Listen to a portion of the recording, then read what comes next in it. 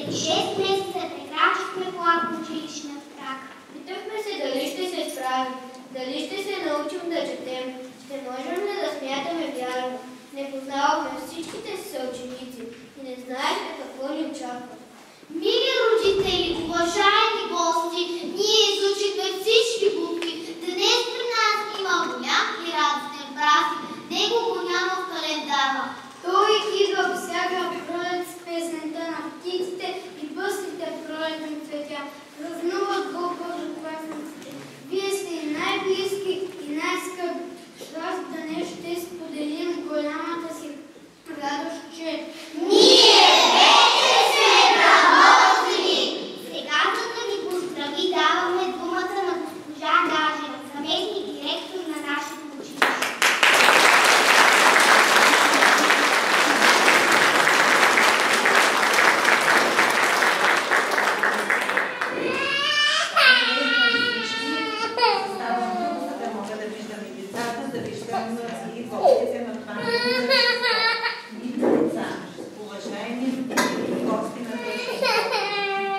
Днес наистина е голям празник. Защо?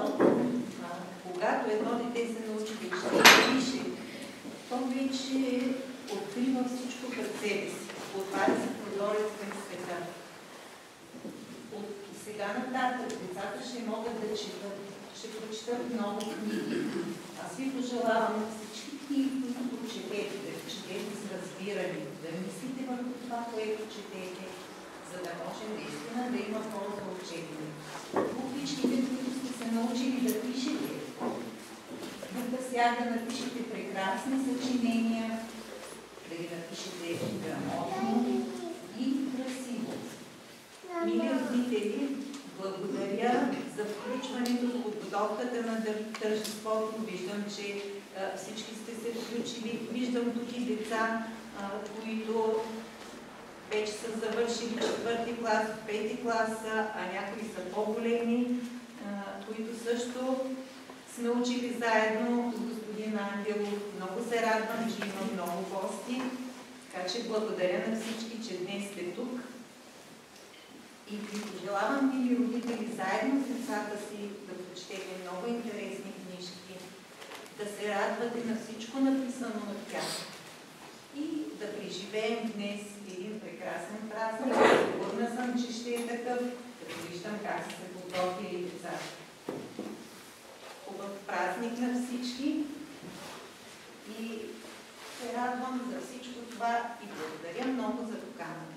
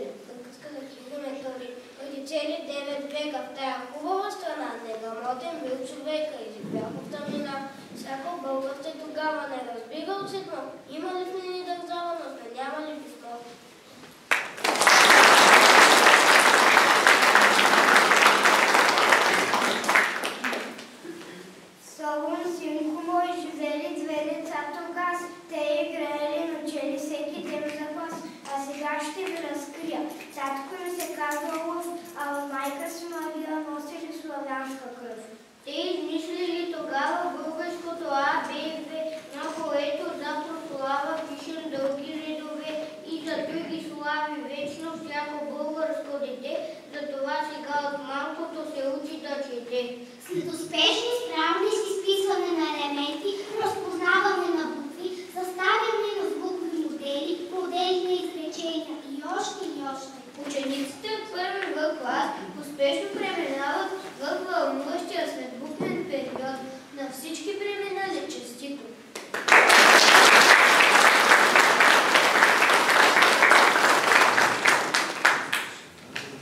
Имало едно време 26 добри деца, живеели безгрижно в царството на първи В клас.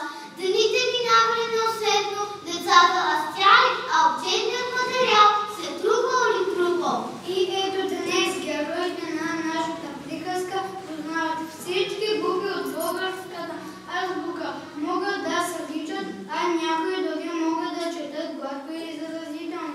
Всички 26 деца се трудиха неуморно. Това, че днес сме пред вас, за да видите колко много знаем и можем, е благодарение на нашите родители, които бяха неотлъчно до нас и ни подкрепяха по нелепия път на знанието. Благодарим ви, скъпи наши майки и татковци!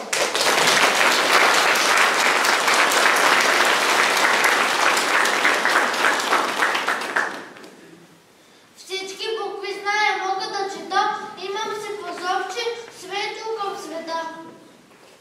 30 сестрички, 30 звезди, вечери светят с пътя ни велик, звънкът в родния език. Мили, гласни и съгласни, скъпи буквички добри, идат часове прекрасни, светли танци и гри.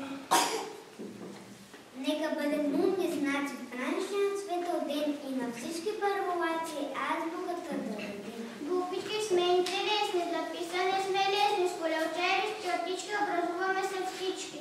Всеки има своя име, в речта сме делими. Всеки има собствен знак, ние за време първоглав.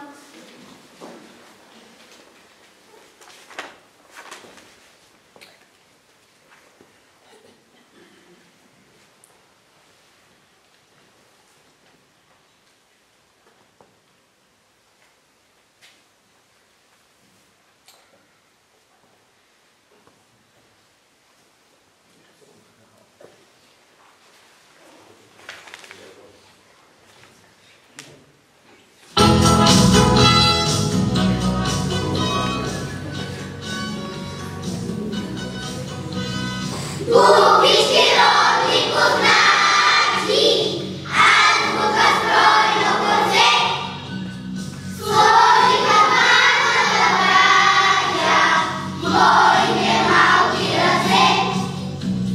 Сложиха двамата братя, моите малки ръце. Пиша ви дълги редици, пиша по белия лист. Те ми приличат на птици, ято в небесната вис. Те ми приличат на птици, ято в небесната вис. Уча високи с голяма, буквички скъпи за мен. Таква ви дума, че няма да ви забравя и ден. Таква ви дума, че няма да ви забравя и ден.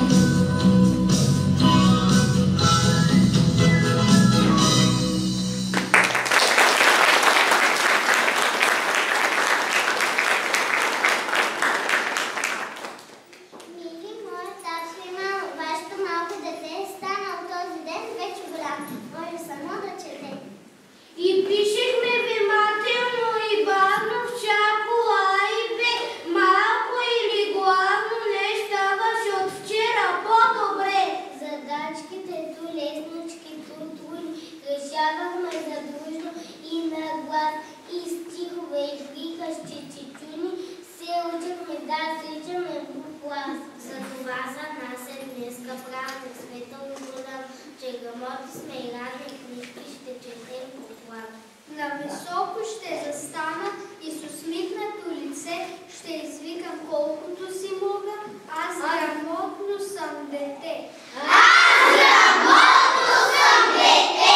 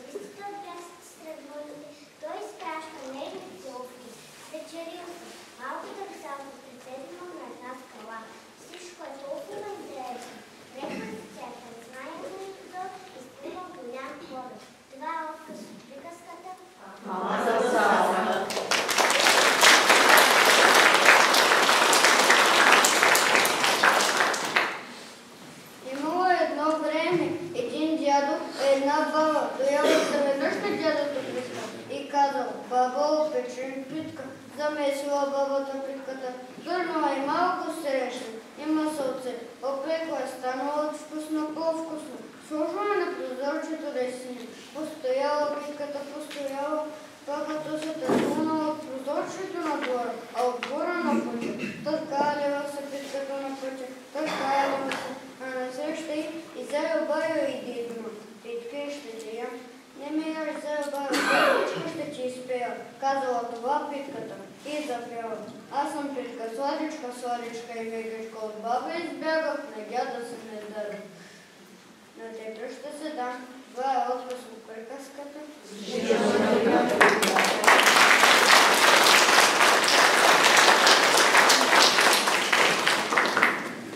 Скъпи съученици, уважаеми родители и гости, половин година след 6 месеца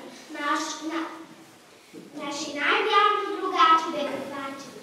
Всеки ден той ни помагаше да изучим буквичките, да се научим да стричаме и четем. Вече е време да го изпратим в заслужен отдих и му обещаваме, че никога няма да го забравим. Нека винаги помним, че всички велики личности са започнали своя път от една коедна стая, едно купачче, една тетрадка и един мобил. Прощаваме с буквачето. Сутрин с него сличам буквички на глас. Колко го обичам той букваче аз. Плачете и слугаче на детските ви.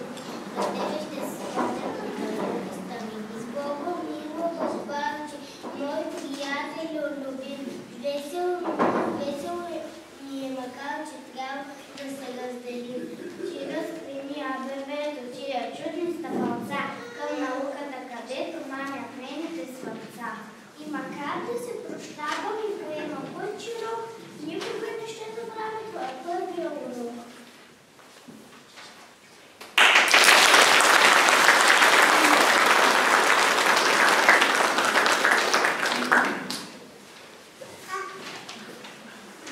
А сега, след като изпратихме буквачето, нека посрещнем неговата по-голяма сестра, Читанка.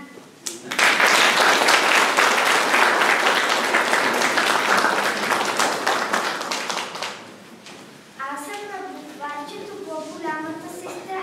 Читанка се наричам и дечицата обичам.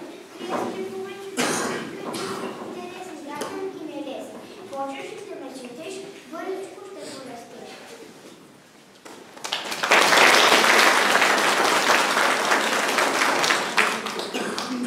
Към зелената полянка, бързнам с долата Читанка. Аз съм малък ученик, а виждам в този миг на полянката настава чудна весела забава.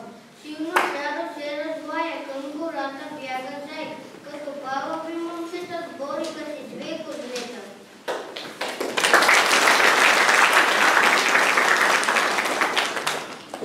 Искам се, че вече е хвърбученето вече по зелената полянка села новата Цветанка.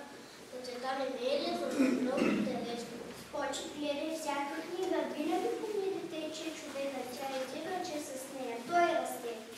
Всеки може, всеки знае, своята буква да познае, ала я вземи буквара и от приказката стара двата реда почети. Ей, какво ще кажеш ти? Сложна работа е тая, аз по себе си го зная. Сричам половин година и най-трудното отмина. Вече мога като пак да чета спокойно гласно. Аз направо съм страхотно първокласно, че грамотно. Буквите изучихме, вече знам с тях да пишем и четем. С буквите отиваме далеч. С буквите се учим и растем.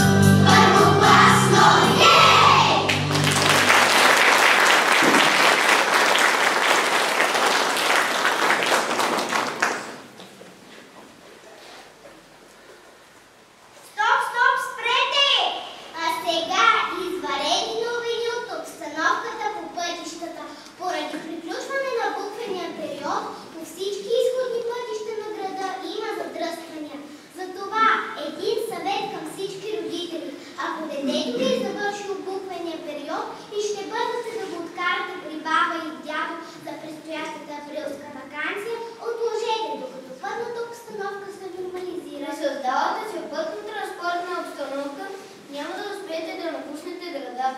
Затова заведете си детето си на разходка на кино, почерпете си в близката сладкарница. Ето и прогнозата за